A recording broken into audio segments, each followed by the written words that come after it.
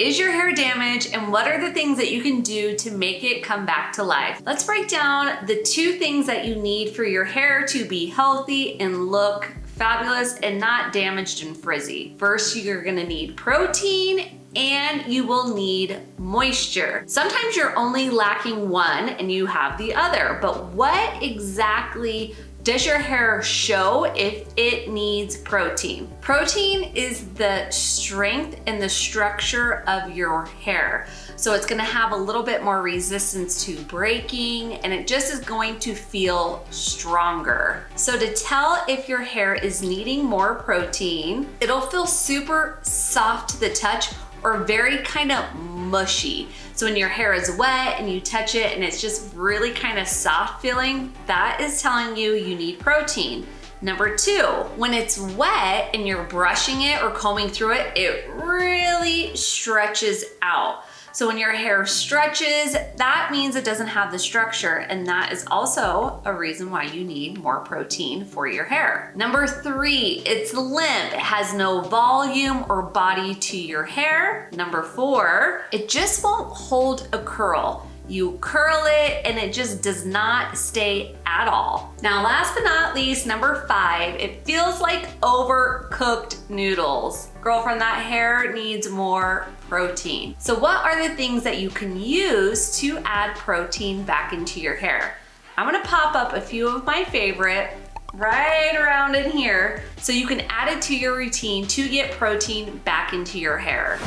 So now, what are the signs that your hair is lacking moisture? A lot of times you're gonna think, oh, isn't it gonna be the same as protein? You need protein and moisture, but no, there are different signs that your hair needs more moisture. So number 1, it's super dry and brittle even after you do like a deep conditioning treatment or you do leave-in on it. If you feel like your hair is just not sopping up all of that moisture, it's because it is lacking moisture and it's super, super frizzy feeling, which is number 2. It's just frizzy. Doesn't matter how much product you're putting on your hair or if you don't put anything on it, and it's just super fuzzy looking.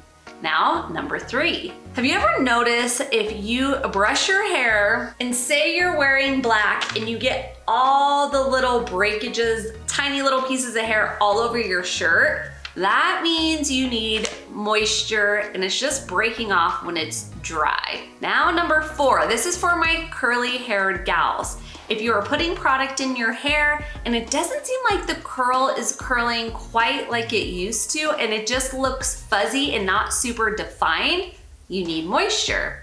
Now, last but not least, number 5, it feels like straw and it just has no shine to it. It's super dull looking. That means you need moisture, not protein, to your hair. I'll also pop up my few favorite moisture products up on the screen, and then we're gonna talk a little bit about what you need to look for when you're looking for a protein product or you're looking for a moisture product, and a very quick and easy test that you can do on your hair to see which one you need.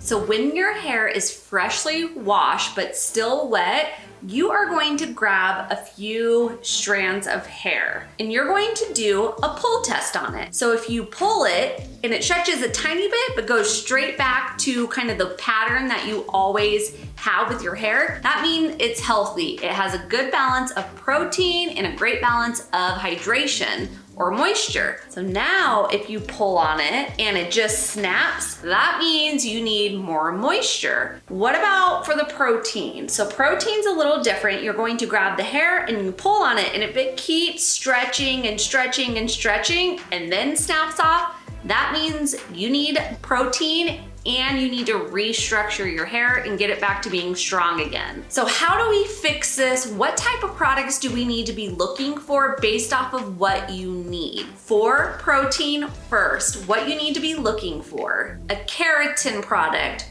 or a collagen product.